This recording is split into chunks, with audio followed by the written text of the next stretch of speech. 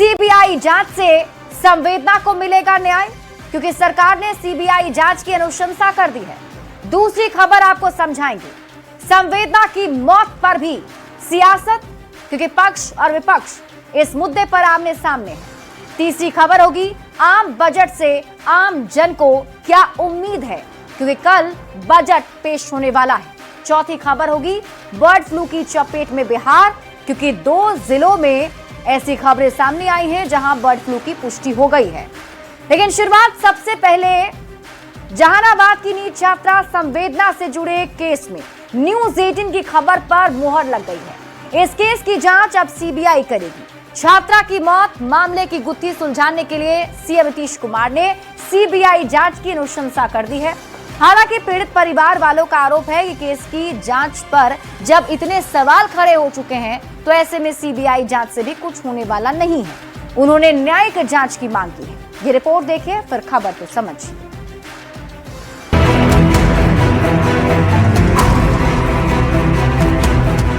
पटना में हुई नीट छात्रा की मौत केस की जांच अब सीबीआई करेगी। नीतीश सरकार की ओर से इसकी सिफारिश कर दी गई है। संवेदना की मौत के 19 दिन बाद एसआईटी की जांच पर लगातार उठ रहे सवालों के बीच कई बार हाई लेवल मीटिंग हुई और आखिरकार सीबीआई जांच की सिफारिश कर दी गई। बिहार के गृह मंत्री और डिप्टी सीएम सम्राट चौधरी ने सोशल मीडिया एक्स पर पोस्ट कर इसकी जानकारी दी है। सम्राट चौधरी ने लिखा, पूरी घटना की पारदर्शी और न्यायपूर्ण तरीके से जांच और सच सामने लाने के लिए सीबीआई जांच की अनुशंसा की गई है। इस पूरे मामले में पुलिस की जांच पर मृतक छात्रा के परिवार वाले सवाल उठाते रहे हैं। पीड़ित परिवार ने शुक्रवार को बिहार के डीजीपी विनय कुमार से मुलाकात की थी, लेकिन बाद में परिवार ने दावा किया कि उन्हें न्याय का कोई ठोस आश्वासन नहीं मिला। पुलिस सब बिके हुए हैं, गड्डी मिला है, हम गड्डी नहीं दे रहे हैं। पुलिस डीएसपी रहे चाहे एसपी रहे। फॉरेंसिक रिपोर्ट चीख के कह रही है कि इसमें ह्यूमन सीमन मिला है, और इन हालातों में अगर पुलिस चीफ अगर यह कहें कि यह आत्महत्या है तो यह काफ़ी दुखद है। हमारे पास जो इंसाफ की बची खुची उम्मीद थी आज वो भी खत्म हो गई है। हम लोग इस मामले में न्यायालय का रुख करेंगे। शनिवार को संवेदना केस की सीबीआई जांच की अनुशंसा के बाद न्यूज 18 की टीम मृतक के घर जहानाबाद पहुंची। पीड़ित पिता ने कहा, सीबीआई जांच की मांग हमने नहीं की है। सभी साक्ष्यों और सबूतों को नष्ट कर उनके साथ छेड़छाड़ कर मामले को सीबीआई के पास भेजने से कोई लाभ नहीं होगा। पीड़ित परिवार वाले सीबीआई की बजाय न्यायिक जांच की मांग कर रहे हैं। हमारे परिजन के द्वारा सीबीआई का जांच नहीं किया गया है। सीबीआई की जांच की मांग हम लोग नहीं किए हैं, और हम लोग चाहते हैं कि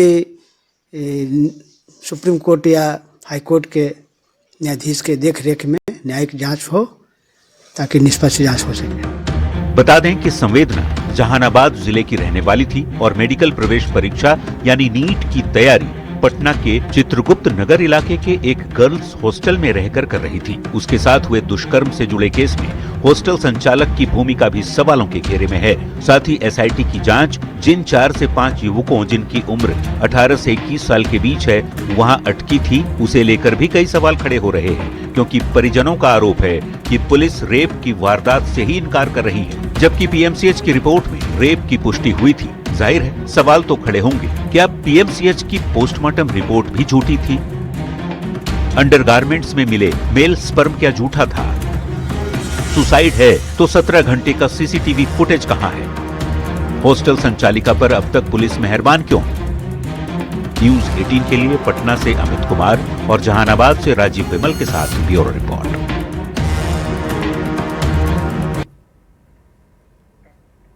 देखिए, पुलिस और एसआईटी की अब तक की जांच में कई ऐसे अनसुलझे पहलू हैं जिस पर सवाल खड़े हो रहे हैं, लेकिन अब यह मामला सीबीआई जा सकता है, ऐसी जानकारी है। अब आपको सीबीआई जांच की अनुशंसा की वजह समझाते हैं कि आखिर ऐसा क्यों हुआ। देखिए, पुलिस और एसआईटी ने 17 से ज्यादा दिनों तक इस मामले की जांच की। पटना से जहानाबाद तक संदिग्धों के सैंपल जुटाए गए। पुलिस से लेकर डॉक्टर तक से पूछताछ की गई। परिवार के एक एक व्यक्ति को भी एसआईटी ने खंगाला। रिश्तेदारों को भी संदेह के रडार पर लिया गया, और इतनी लंबी जांच पड़ताल के बाद भी खुलासा नहीं हुआ। पुलिस 360 डिग्री घूमकर अपनी शुरुआती थ्योरी पर ही फिर से आ गई। शुक्रवार को डीजीपी ने कह दिया कि छात्रा के साथ रेप नहीं हुआ था। पुलिस ने इसे पूरी तरह से सुसाइड का मामला बताया, जबकि पीएमसीएच के पोस्टमार्टम रिपोर्ट में रेप की पुष्टि हुई थी। पुलिस के नकारे जाने पर संवेदना की मां का सब्र जवाब दे दिया। मां का आरोप है पुलिस पूरी तरह से बिक चुकी है। पूरा मामला उलझता हुआ देखकर मुख्यमंत्री ने हस्तक्षेप किया। निष्पक्ष और पारदर्शी जांच के लिए सीबीआई जांच की अनुशंसा सीएम नीतीश कुमार ने कर दी। संवेदना की मौत मामले को समझने के लिए अब आपको अब तक के पूरे घटनाक्रम को भी समझना पड़ेगा कि आखिर कब कब क्या हुआ। तो आइए आपको पूरी टाइमलाइन समझाते हैं। इसकी शुरुआत देखिए 5 जनवरी से होती है। 5 जनवरी को नीट की छात्रा अपने घर से हॉस्टल वापस लौटी थी। 6 जनवरी को रात में उसने खाना खाया और फिर वो अपने कमरे में चली गई। 7 जनवरी को 17 साल की छात्रा हॉस्टल में बेहोश मिली। 7 से 10 जनवरी तक इलाज के लिए हॉस्पिटल में भर्ती रही, लेकिन 11 जनवरी को इलाज के दौरान नीट की छात्रा संवेदना की मौत हो गई। इसके बाद 12 जनवरी को पोस्टमार्टम रिपोर्ट में सेक्सुअल असॉल्ट की पुष्टि नहीं हुई। यानी पहला जो पोस्टमार्टम रिपोर्ट आया उसमें सेक्सुअल असॉल्ट की पुष्टि नहीं की गई, लेकिन फिर 13 जनवरी को शव को कारगिल चौक पर रखकर परिजनों ने हंगामा किया और परिजनों ने दावा किया कि उनकी बेटी के साथ गलत हुआ है। 13 जनवरी की तारीख को पुलिस ने कार्रवाई करते हुए 6 नामजद और 150 अज्ञात लोगों पर केस दर्ज कर दिया। 13 जनवरी को पटना में शंभू हॉस्टल पर पथराव तोड़फोड़ हुए। फिर 15 जनवरी को पटना पुलिस ने यह माना कि लड़की के साथ सेक्सुअल असॉल्ट हुआ। 16 जनवरी को जो पोस्टमार्टम रिपोर्ट सामने आई उसमें इस बात की पुष्टि भी हुई कि लड़की के साथ रेप हुआ है। 16 जनवरी को ही गृह मंत्री सम्राट चौधरी ने इस पूरे मामले पर संज्ञान लिया और डीजीपी के आदेश पर जांच के लिए एसआईटी का गठन कर दिया गया। यानी एसआईटी की टीम इस पूरे मामले की जांच करेगी, ये तय हो गया। 17 जनवरी की तारीख को पटना पुलिस पर मिलीभगत का आरोप लगाया गया। 18 जनवरी को रेप केस मैनेज करने के लिए दबाव बनाया गया।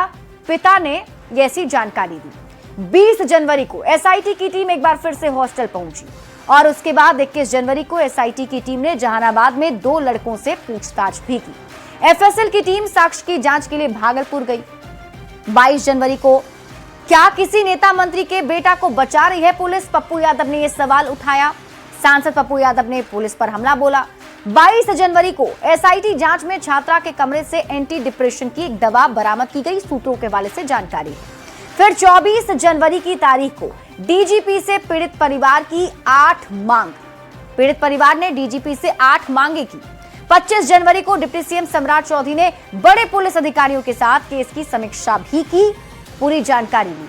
26 जनवरी को एफएसएल की टीम ने डीएनए सैंपल के लिए 15 लोगों की लिस्ट बनाई। 27 जनवरी को डीएनए सैंपल लेने वाले लोगों की लिस्ट एसआईटी ने बढ़ाकर 25 कर दी। मतलब 25 लोगों का डीएनए सैंपल अब तक लिया जा चुका है। इसके बाद 28 जनवरी को संवेदना केस में एसआईटी ने पॉस्को एक्ट जोड़ा। एफएसएल रिपोर्ट में स्पर्म मिलने की पुष्टि हो गई। 29 जनवरी को एसआईटी ने 5 संदिग्ध को हिरासत में लिया, जिससे कड़ी पूछताछ की गई। और फिर 30 जनवरी को सीआईडी, एफएसएल और एसआईटी की पड़ताल जारी रही। जांच के दायरे में 18 से 21 साल के 4 से 5 संदिग्ध युवक रहे। 30 जनवरी को ही गृह मंत्री सम्राट चौधरी के आवास पर आईजी, एसएसपी समेत तमाम अधिकारियों के साथ समीक्षा बैठक हुई। डीजीपी आवास पर भी मृतक के परिजनों की मौजूदगी में समीक्षा बैठक हुई। और 31 जनवरी को नीतीश सरकार ने संवेदना केस की सीबीआई जांच की अनुशंसा की, ताकि पारदर्शी तरीके से जांच हो सके। अब डीजीपी से संवेदना के घर वालों ने जो 8 मांगे की थी वो क्या थी, वो आपको बताते हैं। उनकी तरफ से कहा गया, पहली मांग थी 5 से 6 जनवरी तक के सीसीटीवी फुटेज की एफएसएल जांच हो जाए। दूसरी मांग उनकी है हॉस्टल और मेस पंजी के मुताबिक मौजूद छात्राओं का विवरण दिया जाए। तीसरी मांग छात्राओं के बयान, उनके मोबाइल की सीडीआर की जांच हो। चौथी मांग की गई है मनीष रंजन के पिछले दरवाजे की सीसीटीवी फुटेज की जांच की जाए। पांचवी मांग है हॉस्टल संचालिका नीलम अग्रवाल के मोबाइल की सीडीआर की जांच हो। छठी मांग की गई है कि आसपास की गली और सड़कों की सीसीटीवी फुटेज की जांच की जाए। सातवीं मांग है doctor Sahajanand Prasad Singh, doctor Satish Kumar, doctor Jaya के मोबाइल की सीडीआर की जांच हो। आठवीं मांग है चित्रगुप्त नगर थाना की एसएचओ रोशनी कुमारी की भूमिका की भी जांच हो, क्योंकि परिजनों को इन पर भी शक है। तो ये 8 मांगे परिजनों ने मांगी हैं। हालांकि पुलिस का अभी भी यही कहना है कि मामला सुसाइड का है। बढ़ते हैं आगे और बात अगली खबर की। संवेदना मौत केस की सीबीआई जांच की अनुशंसा के बाद भी पीड़ित परिजनों ने न्याय नहीं मिलने की उम्मीद जताई है। तो वहीं इस केस को लेकर सियासत भी तेज है। सरकार न्यायपूर्ण जांच कराने की बात कह रही है, तो विपक्ष बिहार पुलिस के साथ ही एसआईटी की जांच रिपोर्ट पर गंभीर सवाल खड़े कर सरकार पर निशाना साध रहा है। ये रिपोर्ट देखिए, फिर खबर तो समझिए।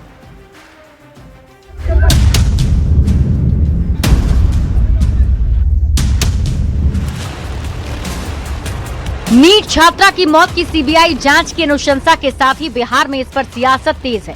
सरकार घटना की पारदर्शी और न्यायपूर्ण तरीके से जांच कराने और सच सामने लाने की बात कर रही है। और आज कल डीजीपी साहब से हमारी बात हुई, गृह मंत्री जी से बात हुआ।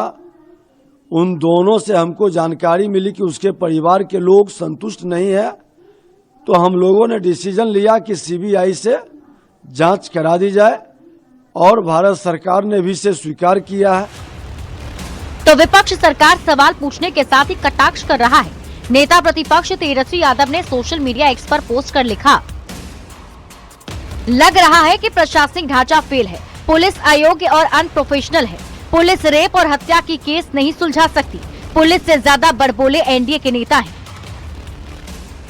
वहीं पूर्णिया के सांसद पप्पू यादव ने गंभीर आरोप लगाते हुए कहा कि उन्हें आशंका है कि पुलिस पीड़िता के परिवार को या तो मार सकती है या फिर किसी झूठे मुकदमे में फंसा सकती है।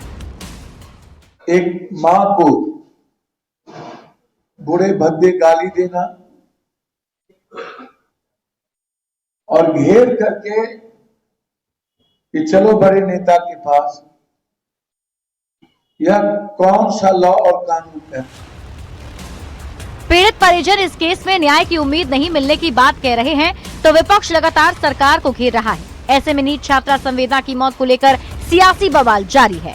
न्यूज़ 18 के लिए पूर्णिया से कुमार प्रवीण, दरभंगा से विपिन के साथ पटना से अमित कुमार की रिपोर्ट।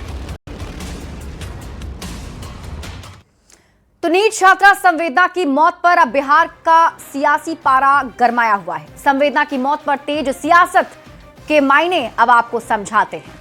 देखिए, छात्रा की मौत के 19 दिन बाद बिहार सरकार ने सीबीआई जांच की अनुशंसा कर दी है। अनुशंसा के बाद भी पीड़ित परिजनों को न्याय की उम्मीद नहीं है। पीड़ित परिजनों का कहना है कि उन्हें न्याय नहीं मिलेगा।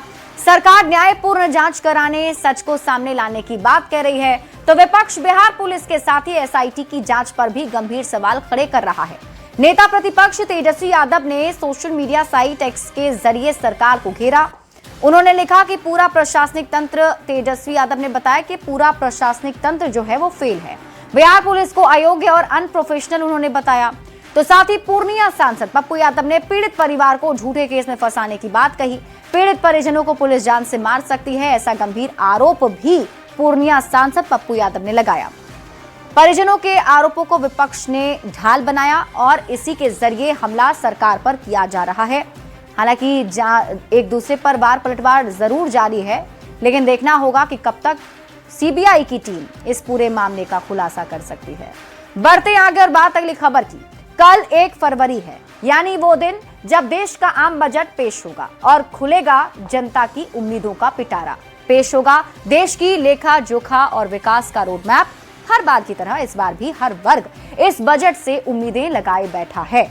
वैसे सूत्र बता रहे हैं कि इस बार का आम बजट 75 साल में देश का सबसे अलग बजट होगा। ये रिपोर्ट देखिए, फिर खबर तो समझिए।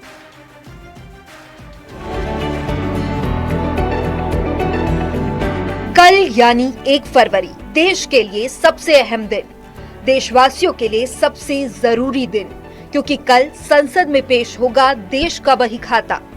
वित्त मंत्री निर्मला सीतारमण कल देश का आम बजट पेश करेंगी। ये बजट सिर्फ देश की वित्तीय हालत का लेखा जोखा नहीं है, ये बजट सिर्फ विकास का रोड मैप नहीं है, बल्कि उससे ज्यादा ये बजट जनता के लिए उम्मीदों का पिटारा है। मिडिल क्लास से लेकर व्यापारियों और उद्योगपतियों तक, किसानों से लेकर युवा और महिलाओं तक, सर्विस सेक्टर से लेकर मैन्युफैक्चरिंग सेक्टर तक, हेल्थ सेक्टर से लेकर रियल एस्टेट तक, हर वर्ग हर सेक्टर को हर बार बजट से उम्मीदें रहती है और इस बार भी अरमान परवान पर हैं। इनकम टैक्स से जुड़े फैसलों पर सबकी नजर है। मिडिल क्लास को टैक्स स्लैब से राहत की उम्मीद है। मिडिल क्लास स्टैंडर्ड डिडक्शन में बढ़ोतरी की उम्मीद जता रहा है। बजट से पहले हर किसी की अपनी अपनी उम्मीदें, अपनी अपनी आस है। इन उम्मीदों का जवाब कल संसद में मिलेगा, जब वित्त मंत्री निर्मला सीतारमण संसद के पटल से देश के सामने बजट पेश करेगी। कल निर्मला ताई के बजट भाषण के साथ ही देश के संसदीय इतिहास में एक नया रिकॉर्ड दर्ज हो जाएगा। निर्मला सीतारमण लगातार 9वीं बार बजट पेश करने का कीर्तिमान रचेंगी, क्योंकि देश में आज तक किसी भी वित्त मंत्री ने लगातार 9 बार बजट पेश नहीं किया है। तो इंतजार कीजिए कल का, जब पता चलेगा कि निर्मला सीतारमण के रिकॉर्ड ब्रेकर बजट के पिटारे से क्या निकलता है। Bureau report, news 18। तो देश का आम बजट पेश होने वाला है, लोगों की कई उम्मीदें हैं। समझिए अब आपकी आम बजट से लोग क्या आस लगाए बैठे हैं, जल्दी से आपको बता देते हैं। देखिए, नई टैक्स व्यवस्था को और राहत भरा बनाया जा सकता है, ये उम्मीद सरकार से है। कृषि सेक्टर की अगर हम बात करें तो कृषि सेक्टर में अहम ऐलान हो सकते हैं, ऐसी जानकारी है। हेल्थ केयर सेक्टर में भी सरकारी खर्च में बढ़ोतरी की जा सकती है। डिफेंस में स्वदेशी उत्पादन को बढ़ावा दिया जा सकता है। इंफ्रास्ट्रक्चर प्रोजेक्ट्स को नई रफ्तार की उम्मीद है। वहीं रियल एस्टेट सेक्टर में सस्ती ब्याज दर की उम्मीद जताई जा रही है। अफोर्डेबल हाउसिंग से जुड़े ऐलानों की आस भी है। आर्टिफिशियल इंटेलिजेंस यानी एआई पर भी अहम ऐलान संभव है, ऐसी संभावना जताई जा रही है। अब बजट से जुड़ी आपको कुछ अनोखी जानकारी देते हैं। देखिए, 1947 में स्वतंत्रता के बाद पहला बजट आर.के. षणमुखम चेत्ती ने पेश किया था। साल 2001 तक बजट शाम 5 बजे पेश होता था। ब्रिटिश संसद के समय सुबह 11:30 बजे के अनुसार तय था। पूर्व वित्त मंत्री यशवंत सिन्हा ने इस औपनिवेशिक परंपरा को तोड़ा। तत्कालीन वाजपेयी सरकार ने सुबह 11 बजे बजट पेश कर भारतीय समय को प्राथमिकता दी। निर्मला सीतारमण लगातार 9 बजट पेश करने का रिकॉर्ड अपने नाम करेंगी। देश में आज तक किसी भी वित्त मंत्री ने लगातार 9 बार बजट पेश नहीं किया है। अब आप जानिए बजट दस्तावेज कहां छपते हैं।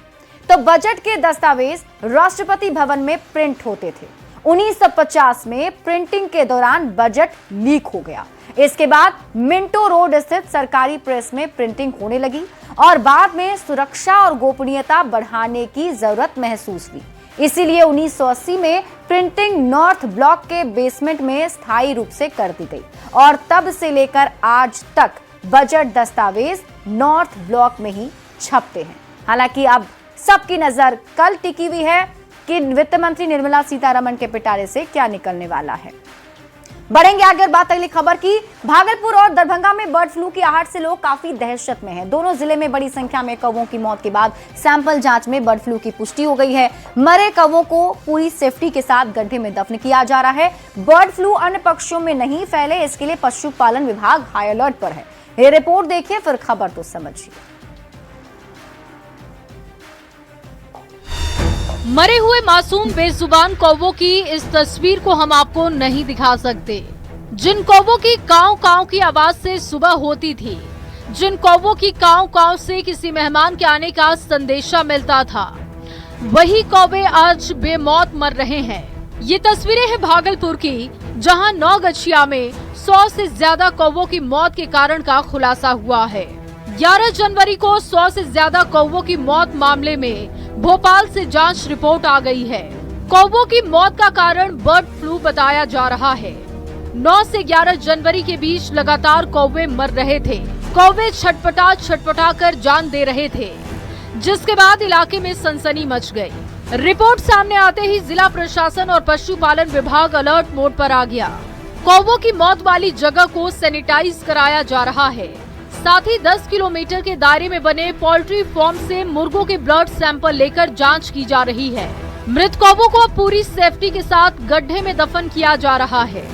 गवर्नमेंट ने भी अपने स्तर से जांच कराई है, तो एहतियातन जो भी कदम उठाए जा रहे हैं वो हम लोग सभी अपने जिला पशुपालन कार्यालय से और नगर परिषद और जितनी भी अलग अलग हमारी बॉडीज हैं उसके थ्रू हम लोग उठा रहे हैं इसमें पहला तो है कि उस पूरे एरिया को हम लोग क्लीन करेंगे और डिस्पोजल करेंगे जो बॉडीज हैं डेड बर्ड्स की, और उसके बाद डिसइंफेक्टेंट हम लोगों ने पहले भी स्प्रे करवाया है, अभी भी करवा रहे हैं हम लोग, और अभी सर्विलांस करवा रहे हैं कि जितना भी वहाँ पोल्ट्री फार्म वगैरह चल रहा है या बर्ड्स को पालने वाली जितनी भी जगहें हैं वहाँ पर हम लोग सैंपल कलेक्ट करेंगे उनका। बर्ड फ्लू के पुष्टि के पश्चात अभी हम लोग एक RRT का टीम गठित किए हैं। वो टीम जाके सारा जो भी अगर कोई बर्ड मृत पाया गया होगा अभी प्रेजेंट में, तो उसको भी गड्ढे करके उसका जो हमारा जो इसका एक्शन प्लान है उस हिसाब से हम लोग उसको डिस्पोजल करेंगे।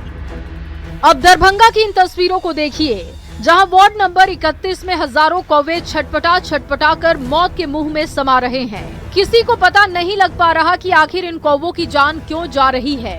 लगातार कौवों की मौत के बाद प्रशासन में हड़कंप की स्थिति है। पशुपालन विभाग ने मृत कौवों का सैंपल जांच के लिए 12 जनवरी को भोपाल लैब भेजा, जहां रिपोर्ट में बर्ड फ्लू की पुष्टि की गई और इसके बाद विभाग पूरी तरीके से अलर्ट मोड पर आ गया। कौवों को जेसीबी की मदद से गड्ढा खोदकर वैज्ञानिक तरीकों से दफनाया जा रहा है।